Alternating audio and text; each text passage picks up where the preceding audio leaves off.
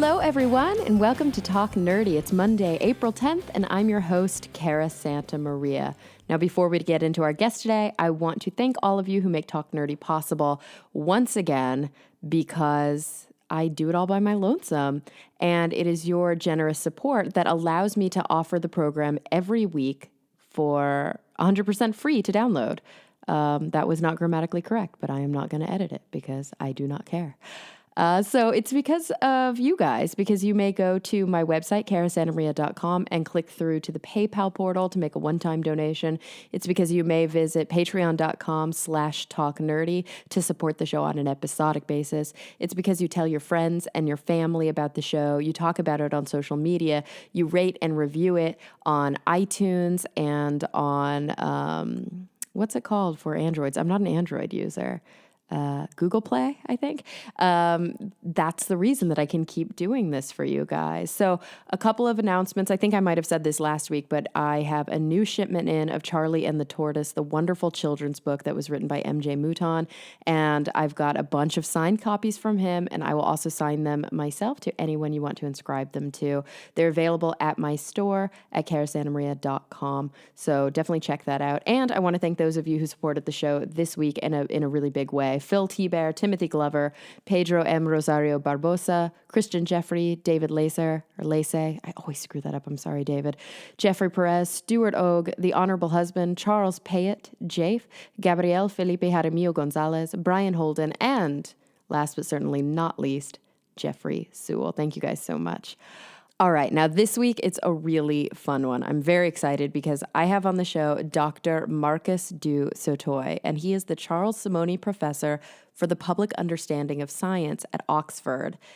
This was the professorship previously held by Richard Dawkins, and it's a chair that he holds jointly at the Department of Continuing Education and the Mathematical Institute. He's also a professor of mathematics and a fellow of the New College. You may have read some of his previous books about math, like The Number Mysteries, Finding Moonshine, The Music of the Primes. But what I am sitting down to chat with him about is his brand new book, which is actually released on April 11th, 2017. So you can go buy it right now, and there's a link to it in my show notes. It's called The Great Unknown: 7 Journeys to the Frontiers of Science.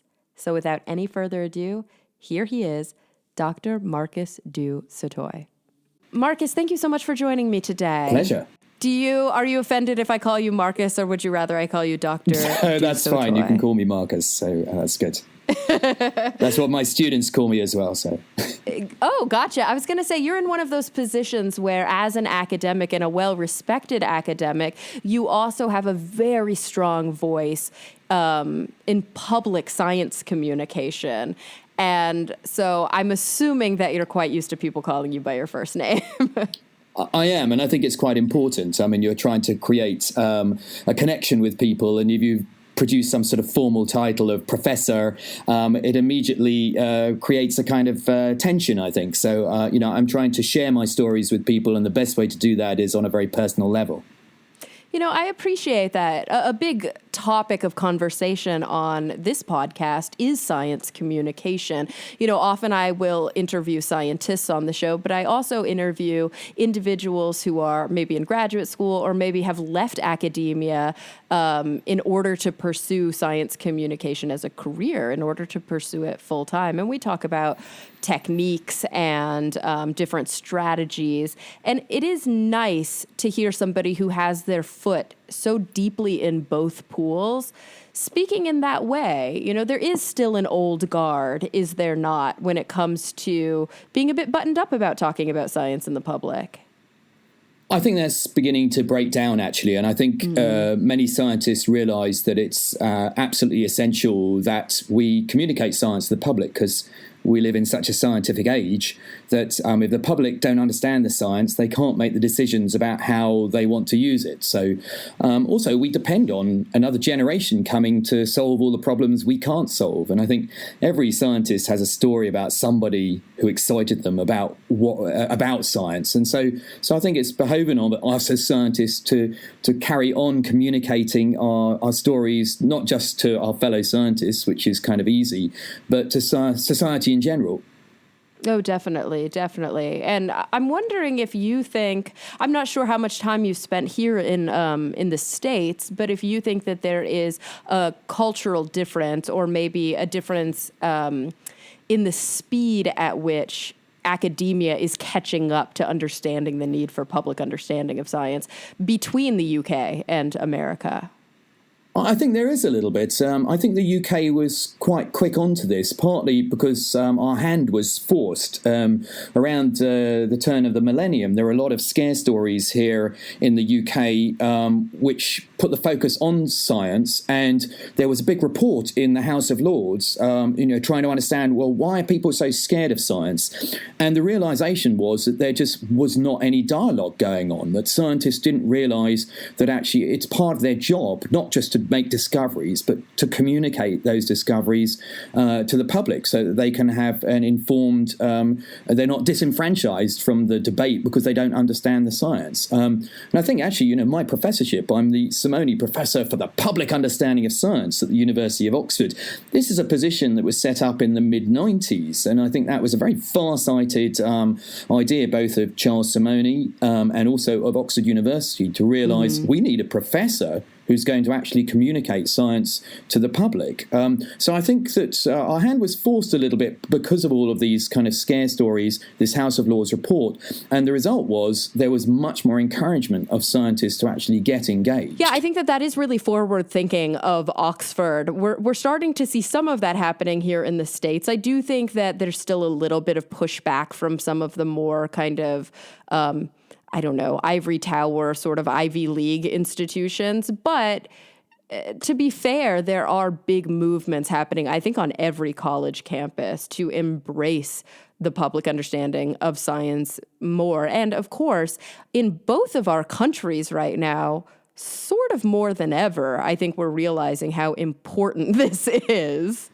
Yeah, I totally agree with you. I mean, there's, we've had this extraordinary knocking of experts on this side of the pond, and I think it's happening with you as well. And I think it's really important that scientists step up to the plate and explain why, we do have access to data and ways of thinking that are useful in helping the public to understand this. But I think it's really important that we do this in a careful and respectful way. That people don't want to just be told what to think, and it's about creating a dialogue. Actually, I think the title of my professorship is a little bit old school, public understanding of science. That sounds very one way, and actually I think if we were going to rename it, we call it public engagement in science. Yeah, it absolutely has to be both ways, and I'm so excited about new initiatives that we're seeing kind of across the board in citizen science as well, where actual citizens, individuals who don't necessarily have any affiliation with an institution of higher learning or an institution of science, get to be involved and actually contribute to data collection and data analysis. That's such a fun thing that's happening worldwide. I totally agree with you, and it's something we do big time in Oxford. We've got the Galaxy Zoo project, which is using people's eyes to look at the huge amount of images that we're taking of the night sky. A postdoc in astronomy just can't get through this material, and the public can really help in classifying galaxies. But for me, the most exciting thing about that is that they've made new discoveries that have just been completely missed by professional astronomers. So there are these things called green pea galaxies, which, people kept on saying that, look, you're trying to tell me to classify this as either a spiral or a spherical, but there are some things which look completely like neither of these. Mm-hmm. Have you ever noticed these? And they started to, find so many of them that they ended up writing a paper, which, is accepted by a formal journal. So, it's really exciting, the involvement of citizens in actually not just collecting data, but spotting things that we can't. It's so cool. Yeah, just last week on the show, I had Dr. Jody Rowley from the Australian Museum, and she's an amphibian researcher. We were talking about frogs, and we were talking about how important iNaturalist has been, which is this really great app where individuals can take photos of wildlife that they see and upload them. They can ask for identifications. If they think they know the identification, they can add it. All sorts of wildlife, insects, animals, all the way to different types of plants and fungus. And it's just so helpful for researchers to know what's being spotted in what neighborhoods or in what kind of corners of the earth. It really helps with their biodiversity research. So it does run the gamut, from astrophysics all the way to the bugs in your backyard, which is so wonderful. Well, do you know that actually it's not such a modern concept? I'm actually part of a project with the humanities here in Oxford, and they've been looking back in the 19th century. Citizen science was quite big then as well, that there was a lot of similar sort of gathering of data, of ornithology, looking at health, and the citizens in the 19th century were actually doing kind of citizen science already then. So it's interesting. It's not actually that new a concept. I love that. That's very cool. It's a nice resurgence, I guess we could say. Of course, we in America don't quite have that kind of history. It's a little bit of a newer nation. So I want to switch gears and talk a little bit about your book, because it's such an exciting book, and I think that it's going to find its way to the bookshelves of most curious people. I'm really thrilled that you took the time to sit down and dig deep into such a kind of a difficult topic and a big picture topic. Now, first of all, your book is called The Great Unknown: 7 Journeys to the Frontiers of Science. You're digging deep into the big, potentially unanswerable questions. And that really is one of the main themes of the book. Are these questions unanswerable? But you yourself are a mathematician. And historically, most of your writing has been in mathematics. Am I wrong? That's correct. But taking over this new position, which Richard Dawkins previously held, it gave me a nice platform actually to go beyond just my area of mathematics to look more broadly at all of the sciences. So this book is really the culmination of just, going over across from neuroscience to cosmology to quantum physics, and exploring sort of, what might be the limits beyond which we cannot go in each of these sciences. So, yeah, it's an amazing journey I've been on for the last 3 or 4 years, trying to find this out. And I've really enjoyed writing the book because I think it just touches on such big questions about the universe, but also it's a great vehicle to tell people what we do know and how we know it and how that's changed over time. Because I think, by looking at the past, it helps us to understand where we're going to in the future. So I hope people, when they read this book, they'll get a great survey of the current lay of the land in science, not just, what we don't know, but what we do know as well. Yeah, definitely. And, when I look through the main topics, because you sort of divide the book into what you call edges, sort of these horizons of knowledge where we're not even sure if there is a limit, but if that limit does exist, let's try and explore right up to that limit.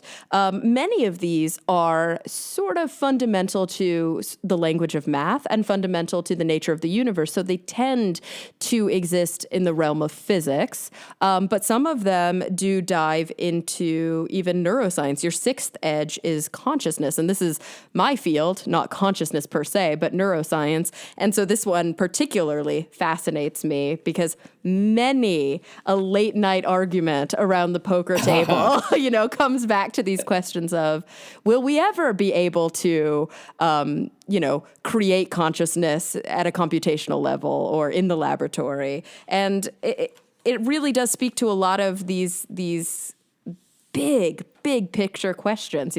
What was before the Big Bang? Is there such a thing as the edge of the universe, and what lies beyond? Can we make something from nothing? All of these kind of deep philosophical questions that almost provide, I think, for many scientists and scientific thinkers, what religion provides for a lot of people.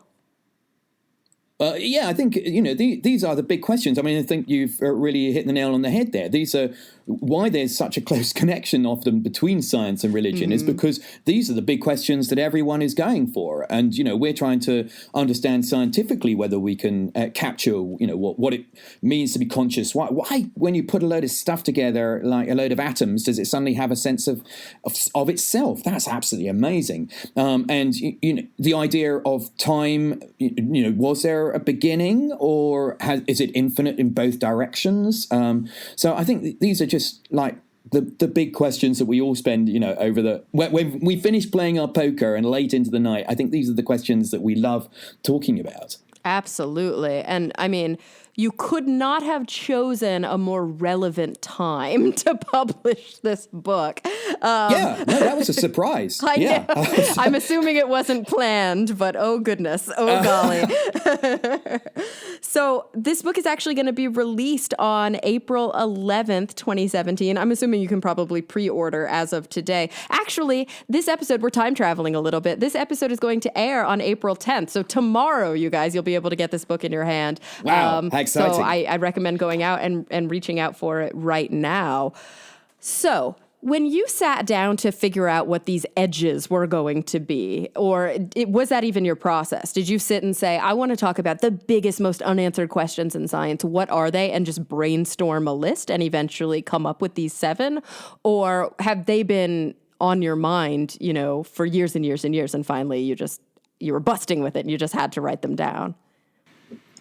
I think it was a combination, actually. I wasn't clear how many kind of edges there were going to be. I mean, 7's a nice kind of mystical number. It's a prime number, but I wasn't kind of going for that deliberately. I think there are some of those questions I've been obsessed with for ages. For example, I think ever since I was a kid, looking out into the night sky and going, wow, does that just go on forever? Mm-hmm. Or if it doesn't go on forever, how does that work? And it was only as a mathematician that I learned the tools to understand, well, it is possible that it could be finite, but not have a kind of edge. Clearly, we're not living in the Truman Show with a kind of film crew behind looking in on us. So if it is finite, it's got to kind of get wrapped up. And mathematics gives us the tools to wrap that up.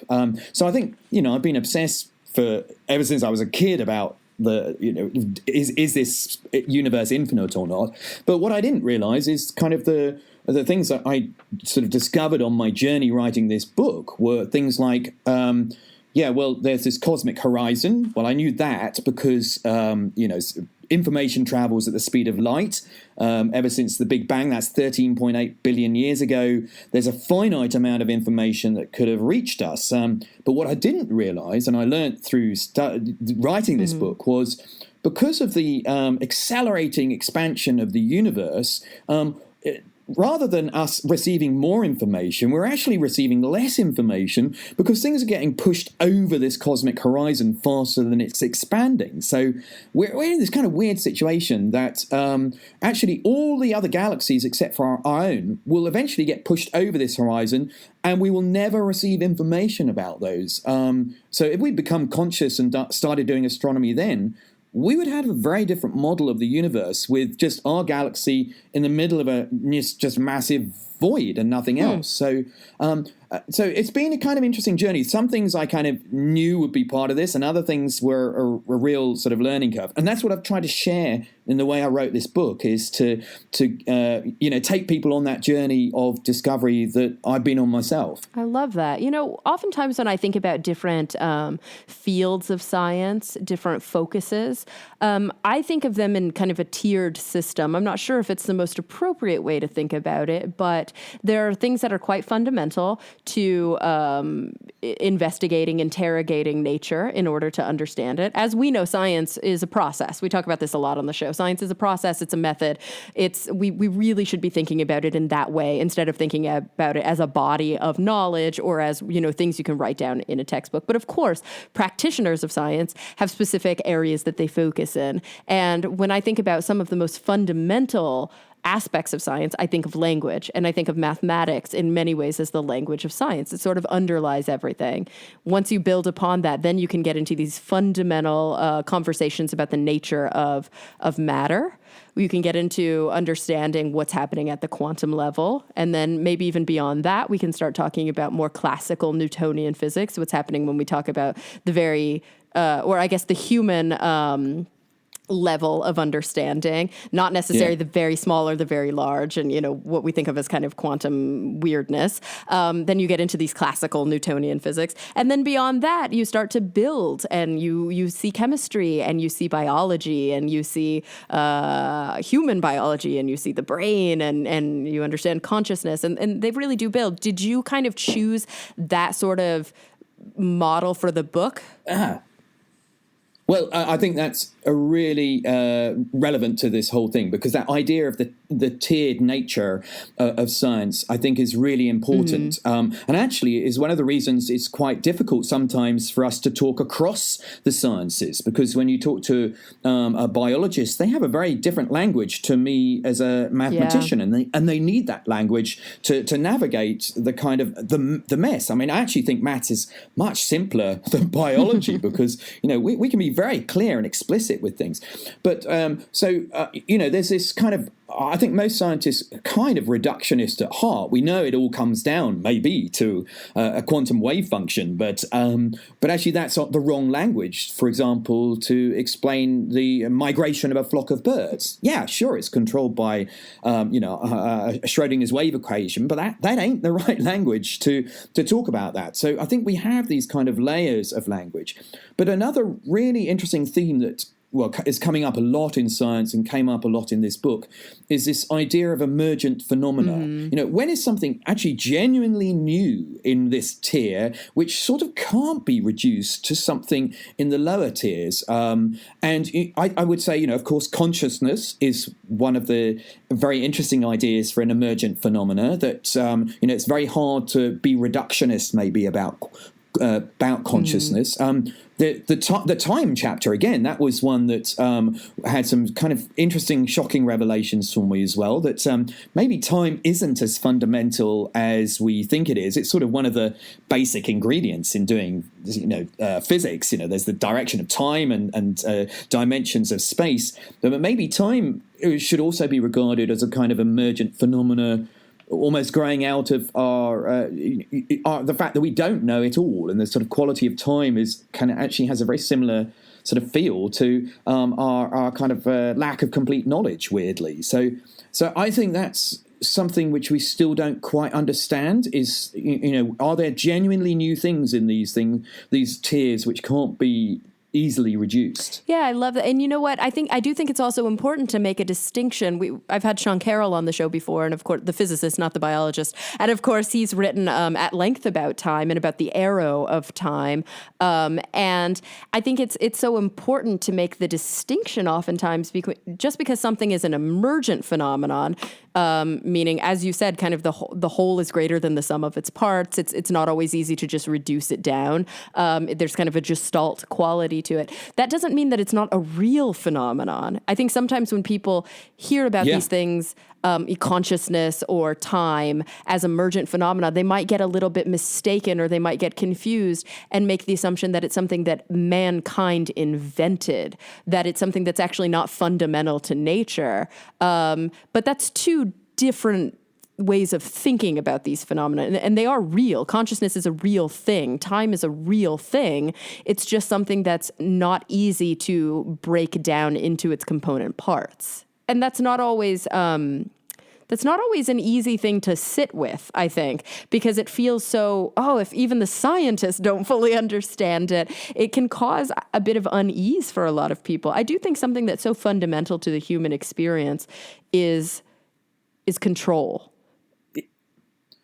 Yeah, but I think this is absolutely essential that scientists communicate to the public that we don't know it all, and there are things we're still wrestling with. And actually, that's the exciting part of being a scientist. If I knew it all, I'd give up and I'd be bored. The things which gets me coming to my desk every morning are all the mathematical conjectures I can't solve. So part of the mission of this book is to make people realize that there's still lots we don't know, and there may be things that will always be beyond our ability to know. But that's a kind of big question. Is that really true? Or maybe we could know it all. But I think that's kind of pretty anti-Copernican. The idea that the universe has been set up for our so that we can understand it would be really weird. So there must be things which are surely beyond our ability to know. But it's, can we as a scientist identify what those are? Yeah. It's interesting that you include in your 7 edges chaos. You bring it in pretty early on. It's actually the very first edge. I'm just looking. I'm like, oh yeah, early on. It was the beginning. Yeah. And I think in many ways it underlies a lot of these issues that we're talking about, that we often like to have these philosophical debates about whether or not there's such a thing as free will, or about whether or not if we could actually map out all of the fundamental kind of aspects of the universe, if we could tell the future, if we could say that we're living in a simulation, all of these wonderful thought experiments. But oftentimes it seems like we're completely forgetting about chaos theory, and perhaps it's because it's complicated. A lot of people don't fully understand what it means. I think I have a hard time with the idea of chaos. Do you think, obviously you dedicated an entire chapter to it, but do you think that you have a quick and dirty way to describe what chaos is? Well, I think there was this kind of expectation that, if you've got a very good approximation of the present, you should be able to run the equations of mathematics to give you a very good approximation for the future. And Poincaré, the mathematician who discovered chaos, realized that that is not the case. You can have a very good approximation of the present state of the universe, but that can quickly diverge into 2 completely different predictions for the future. And this, I think, has a real political element to it as well, because, so often politicians and journalists want from us scientists, very clear answers to all, what does the future hold? I think it's really important that we explain that, sometimes we can make very good predictions, but sometimes a dynamical system can go chaotic, which means it has such a sensitivity. I mean, this is this thing called the butterfly effect. The weather is a classic example of chaos. We have so much data now about the current state of the weather. Why can't we know the weather in a month's time? I think weather predictions are pretty accurate now for 5 days, but I've gone down to the weather office here in the UK, and I've seen them run these models, just very small changes. After 5 or 6 days, suddenly you see the predictions really diverging about what's going to happen next. There seems almost like a threshold beyond which you sort of seem not to be able to make predictions. But I think there's an important message here, especially in this whole current debate about climate change. This doesn't mean you can use this to rubbish what's happening to the climate. There are very robust equations which we can really know what's going to happen next. I mean, trying to kind of use chaos theory to say, well, look, we really don't know what's happening with the climate. It is a little bit like, saying, well, I can't predict when the waves are going to crash on the beach. So that means I can't know about the tides. We do know about the tides, a lot. And that's what we do know, that we're having this this impact on the climate, such a direct correlation, carbon in, no, absolutely. Climate up. And the truth is, just because something is also endlessly complicated and difficult to maybe predict or even to model in the present, doesn't mean that we're not gleaning so much important information from it. Just because we can't predict exactly what the state of the climate will be to a T, in every single potential column, doesn't mean that the trends that climatologists are pointing to aren't fundamentally accurate. Yes, that's right. But I think it's interesting that we have very subtle tools as mathematicians, so we can actually analyze, those regions which are pretty robust in our predictions, and we can also identify the sort of tip over moments when suddenly something becomes very difficult to predict, and that it's almost sometimes more important to know when you can't know than to know when you can know, because that's when maybe you've got to be little bit more conservative in your political decisions. So I think, I was trying to tease out the subtleties in this kind of unknown, that it's not like we can't know anything. We're pretty good at knowing a lot of things, but it's good to know those regions where suddenly, this is a place now where it's too sensitive to small changes, and we're really not going to know what's going to happen next. Yeah. So I like that you started the book with this conversation about chaos, and this conversation about really the potential limits of what we can know, and sort of the predictive power in the short term versus the long term. That's just, I keep saying the word fundamental, but really it's inextricably linked with the nature of nature. And then you move on to matter. I like that you moved on to matter first, because matter, okay, there's something kind of safe in matter. There's something that I think we all sort of get, because it's what we first learned about in science. And there's complicated things here, and there are edges. I mean, it is your second edge. Yeah. But there's a little bit of comfort as maybe somebody who has never studied physics, like myself, has never studied physics professionally, can say, okay, I'm going to take on matter. I get this. This is comfortable to me, and it's a safe place where we can talk about these edges. But then, right after that, smack him in the side of the head with quantum physics. Yeah. And it's a tough one, isn't it? Quantum physics it's interesting to me as a science communicator and a science journalist, how well the journalistic community has been able to talk about quantum physics and really capture the imagination of people across the globe. It's interesting how well a nice article about entanglement can actually perform for a media outlet when it's literally one of the most complicated things to talk about. Totally. But what I found in this chapter is that if you want to really know what's going on, one of the challenges is that, this comes down to having to use mathematical language. And I think, you can use the sort of metaphors and stories and analogies. But, quantum physics is so counterintuitive, and we can only sort of tease out the implications of quantum physics by reducing it to the language that I'm very happy with. But, I couldn't do that in this book. I can't talk in the math language that I'm happy with. So, but I did want to give people a deeper sense of what's going on in quantum physics, because I think there's this. You're right. It's good for a 1,000-word essay in a science in a magazine or something, but I sort of wanted to give people a deeper feeling of what really is this thing? Is it really as probabilistic, and is chance really controlling the way the universe works? So actually, I sort of offer a challenge in that chapter to say, quantum physics at the moment is kind of saying that unknowability is at the heart of the way we must do science. That if you set up two quantum experiments in exactly the same way, it's not about chaos theory. You can set it up in exactly the same way. The two experiments can potentially do two very different things, because it seems to be chance that's controlling the outcome.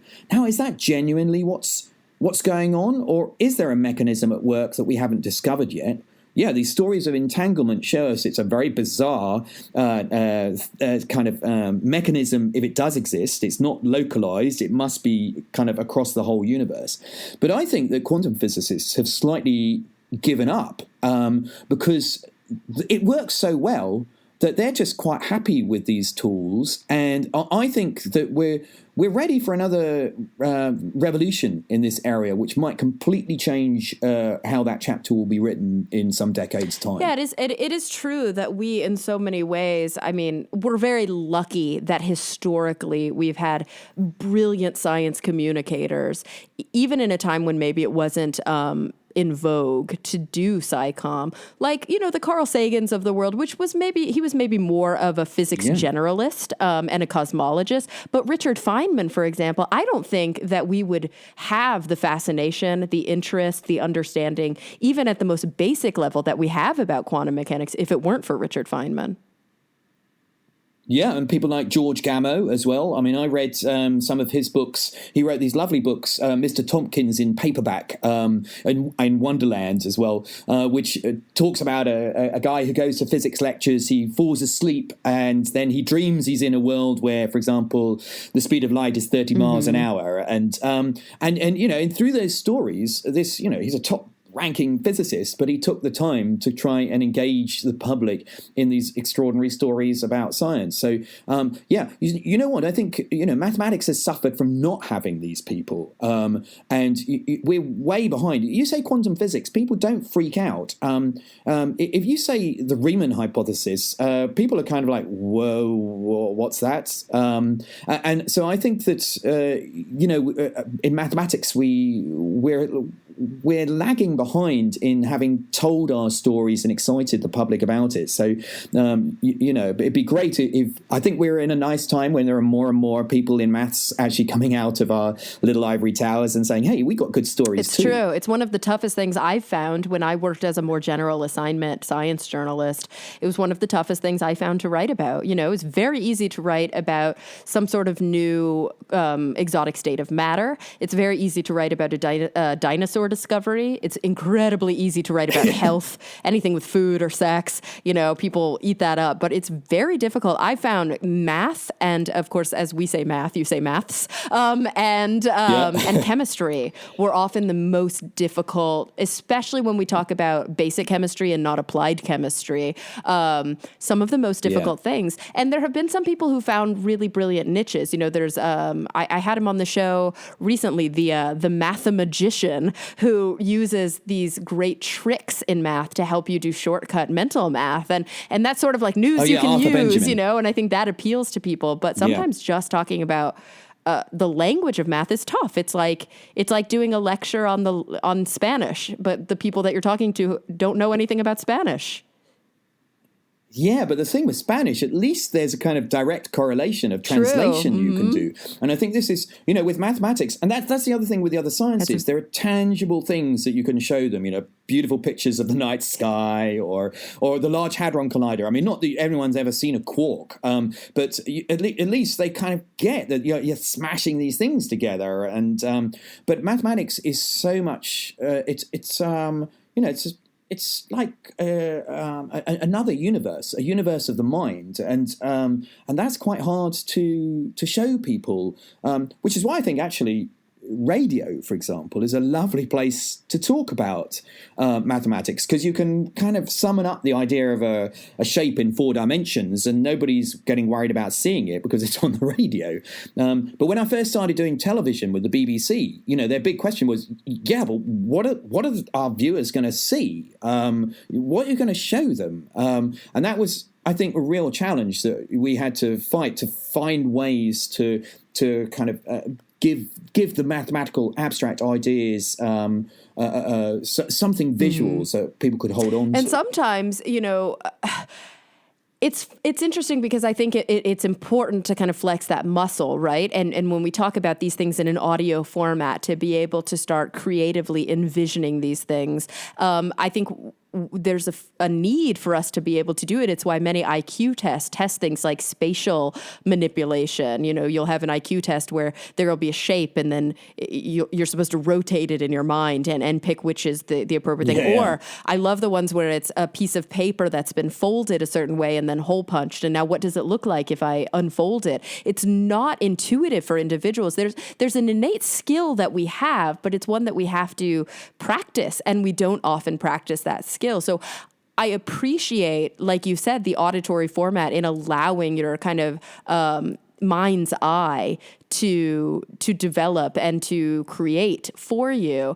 That said, I also think that there are certain fundamental concepts, especially in kind of bizarre physics, that require math fundamentally, that require math because we can't envision, multiple dimensions. It's a question I ask every time I have a quantum physicist or even a cosmologist really on the show. And I always will ask them, like, can you see in 4 dimensions? Can you see in, 11 dimensions? Do you have some sort of special visualization ability that I don't possess. And obviously sometimes they'll joke and say that they do. Neil deGrasse Tyson was like, yeah, I do. You're just not in the fourth dimension club. Sorry. But for the most part, people are very forthcoming and they say, of course not. Like, that's when we rely on our equations.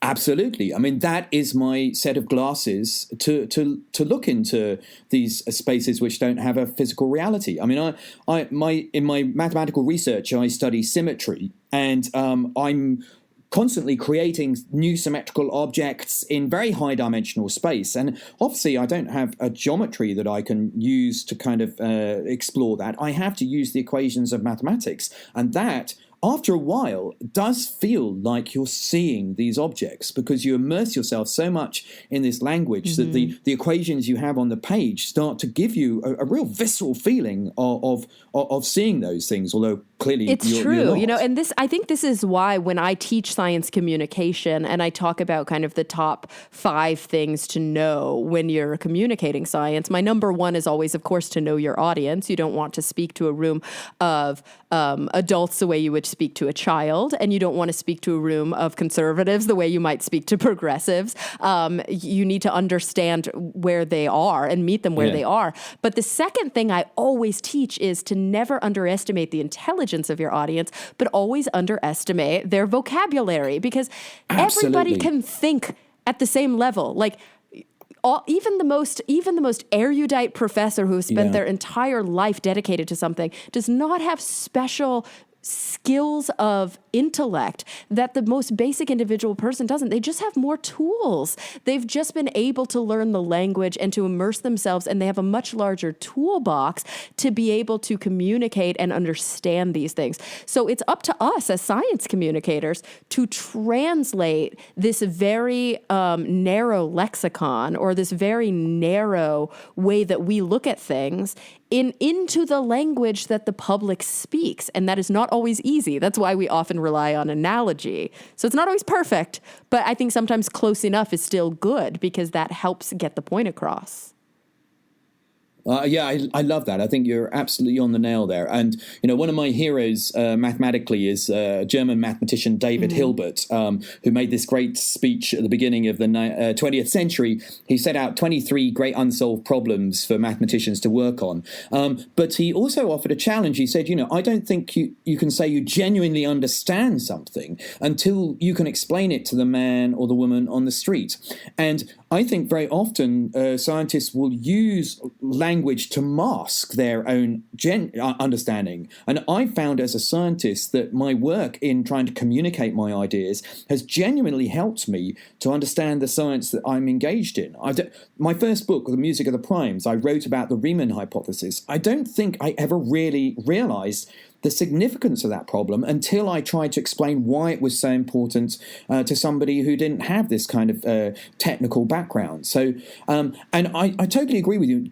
Too often, broadcasters kind of underestimate, I think, the intelligence of their audiences. And people come back to me time and time again and saying, I didn't understand all that you said, but I really appreciate you pushing me to my limits and respecting me intellectually. And I hope that's what this book is going to do. This book has got some tough science in it, but I'm trying to give you access to it in as as helpful a way as possible. I also find it tough. I think scientists, we need to sometimes admit that quantum physics is difficult for us too, and so I hope that people will enjoy the kind of journey of this book being pushed to their kind of intellectual limits, because I think you're absolutely right. It's about, we all have the tools to make this path to the edges of knowledge. And the point that you just made, I would say absolutely. I have not met a quantum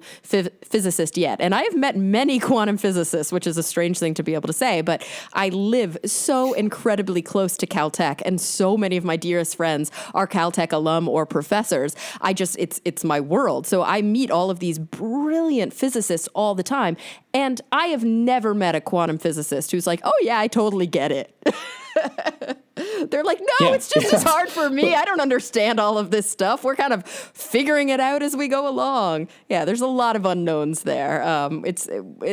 it's no wonder the public, I keep saying the public, I hate that term, but it's no wonder we as non-physicists are like, this is kooky. They're like, oh yeah, we think so too. Especially the string theorists. Yeah. I love string theorists because they're usually pretty humble, and they will often be like, oh, we're probably totally wrong. There's a good chance none of this actually exists, but it's a pretty good idea, and it's the closest we have for like unifying quantum gravity. Like, it's the only real, option we've got right now. It's probably wrong. Eventually we'll find something better, but we're going to go with it until we can prove it otherwise. Okay, so we've talked about chaos and building up to matter, building up to quantum mechanics or quantum physics. And then your fourth edge is the universe. Of course, this is one that makes people go, I'm overwhelmed. I feel very small and I feel very insignificant. This is the one that I most liken for many people who are atheists in the sciences. And not all scientists are atheists, but many people who work in the sciences are, myself included. This is the one that really, I think, it runs parallel to religion in many ways. This big picture, what does it all mean? Where am I? Where are we going? It's those questions that give you the frissons, that give you the chill up the back of your spine. Yeah. Well, what's lovely with this one, again, it's really good to go back to the history of, what our conception of the universe has been and how that's changed. Because, even in my lifetime, my view of the universe has had to change. I sort of kind of managed to capture this idea. The universe has got massive with all of these different galaxies in and things. But now, we've had to rework that and say, well, possibly this universe isn't the only one. And there might be loads of these things and they're all running parallel, and there could be different physics going on in these other universes. So that's just mind-blowing that, even in our lifetime, we've had to expand our horizons about what the universe looks like yet again. It's wonderful. I mean, it's so exciting. It's especially exciting, I think, to be a young person who's in school right now and who is trying to decide what they want to do with their lives moving forward. And we've seen cynics, right? We've seen like the John Horgans of the world who have talked about the end of science and there's nothing left to learn. And we're in a terrible time for science because, obviously during the Renaissance, so many things were being discovered, but now we know everything and we're just making small, insignificant discoveries. Bullshit. I call such bullshit on that because we are at the precipice of knowing so many things that technology previously didn't exist to allow us to understand. There's so much out there that's yet to be understood. How exciting to be just now getting into college and deciding what you want to do for the rest of your life. Yeah, totally. I mean, and you have to remember, Lord Kelvin at the end of the 19th century said exactly the same thing. He said, physics, it's finished. It's just a matter of decimal places now and, tidying everything up. How wrong he was, and I'm sure there's going to be another revolution comparable to Einstein and the physicists who came up with the quantum picture of the world. That will happen again. And it'll be one of those kids who are in school now who are reading the stories we have of science at the moment who will come up with that revolution. So totally, I think it's the story of science is always changing and evolving, and that's what makes it a living, breathing subject. Oh, absolutely. I just on the other podcast that I work on, The Skeptic's Guide to the Universe, just this week, the story, there's 5 of us on it, and we each bring a science story to the show. My science story was about this PhD student who is basically rewriting the phylogenetic tree of dinosaurs. Like, he took all of the data that kind of had been collected but never compared and said, let's run this algorithmically and really look beyond this original idea that there are bird-hip dinosaurs and lizard-hip dinosaurs, and let's see if there's more things that have this group in common with that group, or this group is disparate from that. And this is something that we think of as dusty old science, right? Like, Cope and Marsh figured this stuff out a century ago. Yeah. But no, like, this, and he's a PhD student. He's doing this for his thesis, and it made worldwide news and may change the face of paleontology. I love those stories. I love paradigm shifts. Yeah, no, that's They're really so cool. exciting. So yeah, even in these places where we don't think of as having edges and frontiers, there are still edges and frontiers. Yeah, and I think that's why it's good to look back through history and see why and how these paradigm shifts happen, because if we see them happening in the past, we'll understand how to do them in the future. So, that's why this book is, looking forward and backwards at the same time, because I think those are they're really integrated. Oh my God, you can say that again. And again, I know I keep kind of coming back to politics. It's just on everybody's mind. But maybe we would like our political leaders to read some history books, from time to time. I mean, our greatest leaders did. Our greatest leaders really talked about that from a pure philosophical place. We must study history or we'll be doomed to repeat it. But so many people now, I think, have this very short-sighted view. It's all about it's all about Band-Aids and immediate relief and immediate comfort. And we don't look to the past, and especially now, especially in the United States, we need to be really studying our history books. And I'm talking just only about 4 or 5, 6 decades ago. Let's remember what was happening so that we don't make those same mistakes. All right, so continuing to move on, we've talked about the universe, and we mentioned your fifth edge, which was time. Such a clusterfuck, so interesting, both at the quantum level. Quantum time is crazy because it can go forwards and backwards and all around. And then, of course, at the level of human perception and thermodynamics and all of these wonderful things. But let's move on to the sixth edge, consciousness, because selfishly, that's what I want to talk about. It's all about me, what's happening inside my head. Exactly. We all get to be selfish in that way. I get to be selfish about it on 2 levels because my background is neuroscience. That's what I studied when I was working as a scientist. But also because everybody wants to know about their own brains for that very reason. So I was recently at a dinner with some big fancy hoity-toity types who are really moving in this neuroprosthesis world. And this, they're very interested in AI and interested in telling stories about it. And a lot of techno-optimists at the table. And I, of course, am always this kind of skeptical person. I try not to be cynical, but I'm always like, whoa, whoa, whoa. We don't understand nearly as much about the brain as you think we do. I don't think the singularity is nigh. I also don't think that just because you have a high level of computational power, consciousness will just naturally arise from it. We still don't understand that gestalt. This is such a good example of what we were talking about before, the gestalt kind of ism, this emergent property that the sum is greater, or the whole is greater than the sum of its parts. I'm wondering what your take, as somebody who was not trained in the neurosciences, was trained at a very fundamental level in mathematics, and probably learned a lot about the brain and consciousness as you were writing this book. I wonder what some of your kind of most important takeaways were. Yeah, well, this for me was one of the most exciting chapters because it definitely pushed me outside of my own comfort zone. Physics is very close to mathematics. It is you use maths to do physics, I think. But it was such an exciting chapter because the science is changing so fast when it comes to neuroscience. Because we're like Galileo with suddenly a telescope in our hands. We're not looking out to the night sky, but with the fMRI scanner, EEG, we can see the brain in action.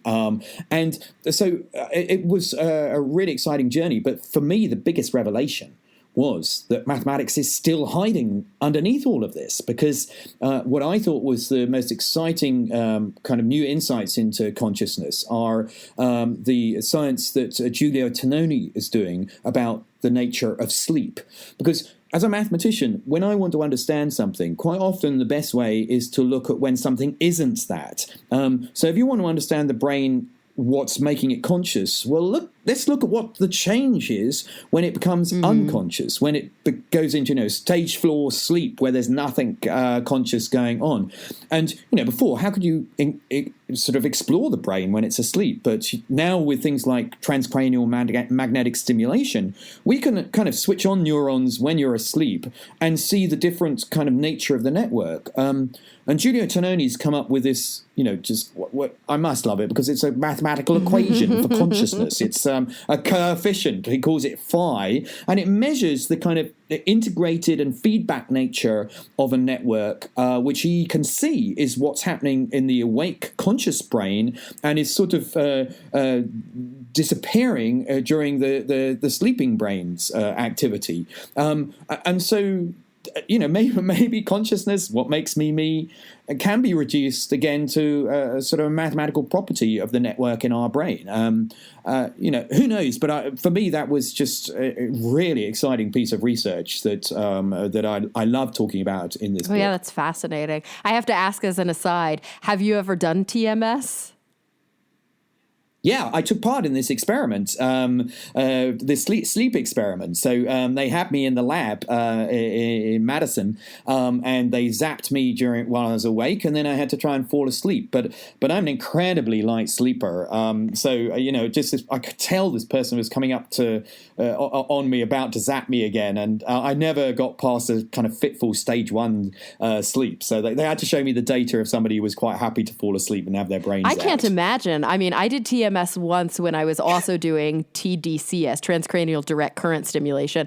And the TMS, it's a little complicated, but it was really just to measure muscle twitch more than anything, or to induce muscle twitch and then measure it.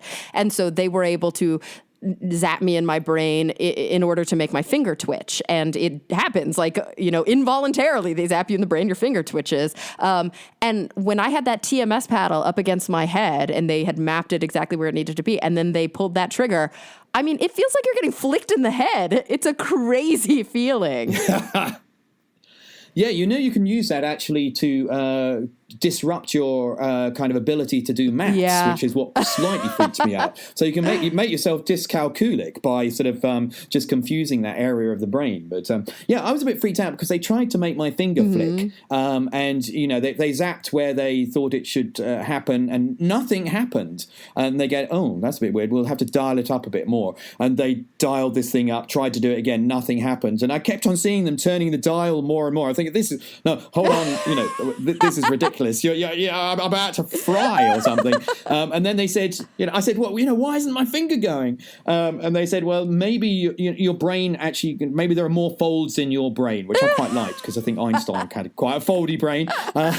But maybe actually that area is quite deep, and that's why we can't reach it. But I said, stop with this zapping, all right? Because that's like you've dialed that up way beyond what you did on yourself. Yeah, seriously. Oh my gosh, that's so funny. It's like the Stanley Milgram experiment. Like, no, turn it back down. Yeah, exactly. I love that. Oh, that's so funny. Yeah, it's a nutty experience, but it's so cool. And especially, like you said, the knockout experiments that they can do with TMS, where literally if they map it to the right part of your brain, they can induce aphasia so you can't talk, or dysgraphia so you can't do math, or whatever. They can actually induce these scrambling sort of your brain activity so that you're incapable of doing basic human functions, and then comparing that kind of data, which is amazing. God, don't you love science? I do, yes. That's why I love being a scientist. So great. All right. So, of course, then the seventh edge in your book is infinity, which is kind of, I'm glad that's your seventh edge. And of course, then you have beyond the edge. I'm glad you picked infinity because infinity is one of those like, what the fuck kind of phenomena. It's one of those things that I think so many people stop and they go, okay, my brain hurts. They start thinking about infinity and then they go, my brain hurts. It's so counterintuitive to what we know is the way that we as human beings who evolved on planet Earth, who only evolved to work in numbers that are relevant to our everyday lives. We have these parameters as humans that make perfect sense to us because it's what we see and hear and taste and smell and touch every day. You get to the super small and the super big, things get weird. It's harder for us to comprehend. And then you get to this idea of infinity, always approaching but never reaching the biggest thing ever or the smallest thing ever, this asymptotic phenomenon. It's a total mind scramble. It is, but what I find extraordinary is, and I tell the story in this edge, is that mathematicians have found a way to navigate infinity, to discover that infinity isn't sort of some weird unknown thing. It's actually, it's many things. We've discovered there are different sorts of infinity, some bigger than others. There are infinitely many sorts of infinity. And I think that's just the most extraordinary thing that, as you say, humans are finite. We have finite amount of atoms in us, a finite number of thought processes that we can make. Yet using these tools, we've been able to, at the end of the 19th century, this German mathematician, George Cantor, came up with a way to go out to infinity and discover that there are many different sorts of infinity. So I think this is one of the most magical chapters. And for me, it was one of the reasons I fell in love with mathematics right as a student, because I read about this proof that the ancient Greeks had done, which proved that there are infinitely many prime numbers. And they couldn't say where these primes were. But with a finite little bit of logical argument, you can show that these things must go on forever. And I thought that was amazing. And so this chapter is about the way mathematicians have, really gone to the edge and over it. Yet there are still kind of mysteries. The other theme of this chapter is Gödel's incompleteness theorem, which was partly the motivation for the whole of this journey into the unknown, because mathematics has been able to turn in on itself and to prove its own limitations. Gödel proved in the 1930s that there are true statements within mathematics that we will never be able to prove true within our system of mathematics, that there are limits to what mathematics itself can know. And for me, that was just extraordinary, that mathematics can look in on itself and prove its own limitations and edge.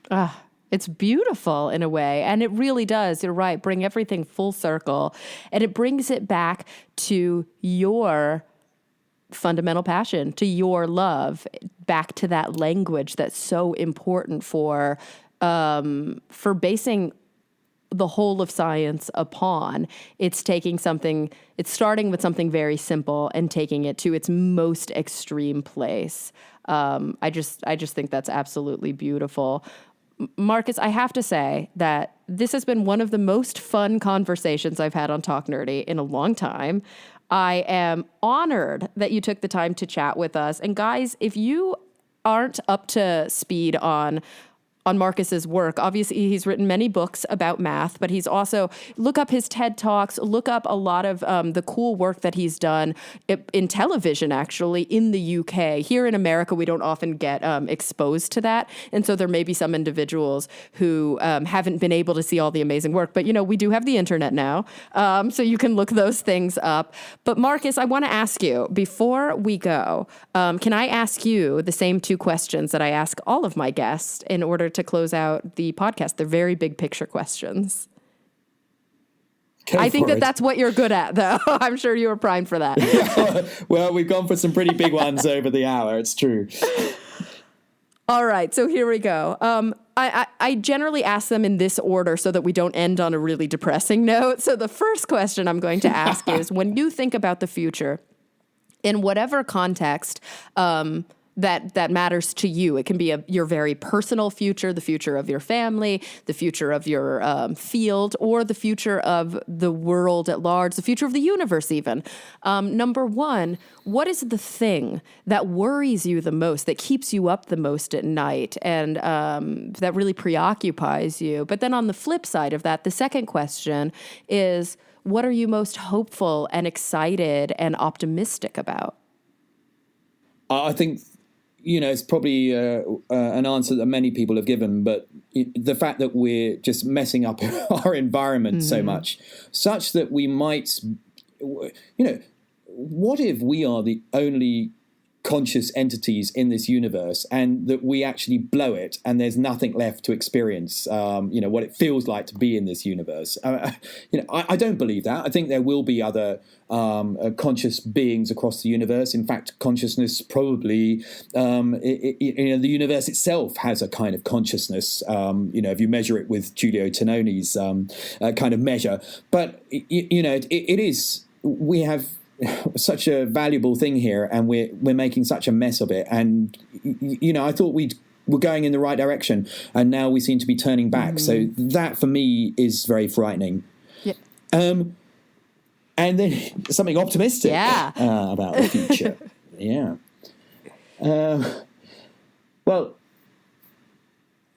I think that. That's. Gosh, well, yeah. Well, it is that we keep on discovering new things. I mean, for me, what keeps me going really is just the amazing ability of us to learn new things. And so, even if it's not me, I think that's why I have children. It's why I have PhD students, which are kind of my mathematical children. I feel part of this huge, great, big relay race of knowledge. And, I look back to, where it all began. For me, that quite often is like with the proofs of the ancient Greeks in mathematics. They're as true today as they were 2,000 years ago. And I feel like my contributions are adding to that. But, the journey goes on. There are things that we don't understand in maths. But I know that each generation seems to make yet another discovery. So that's kind of I just wish I was there, and I hope that humanity is around to keep on doing that, because it's just such an important and positive part of what we do as humans. I like it. Well, Marcus, thank you so much for joining me today. Why don't you let everybody know where they can find you on the internet so that they can say that they enjoyed the conversation, or they can, see more of your work? Great. Well, I'm big on Twitter. I'm at Marcus de Sautoy. I use Twitter kind of like as a microblog to tell people what I'm up to. I have a website, which is www.simonyi.ac.uk. A lot of my TV programs are now out on Netflix, so I hope maybe you'll be able to catch a few in America too. And of course, my books, which are my, the way I love telling people stories. And yes, guys, The Great Unknown, 7 Journeys to the Frontiers of Science. It's out tomorrow if you're listening to this on the day that the podcast dropped, April 11th, 2017. You guys go pick it up. You're going to, as the Mail on Sunday said, I love this blurb on the back. Quote, he has a gift for making the most abstruse concepts understandable. You'll feel smarter with every page. And don't we all want that? Isn't that why we read books? Marcus, thank you so much for joining me today. It was an absolute blast. For me too. Yeah, really interesting conversation. Thank you so much. Of course. And everybody listening, thank you for coming back week after week. I'm really looking forward to the next time we all get together to talk nerdy.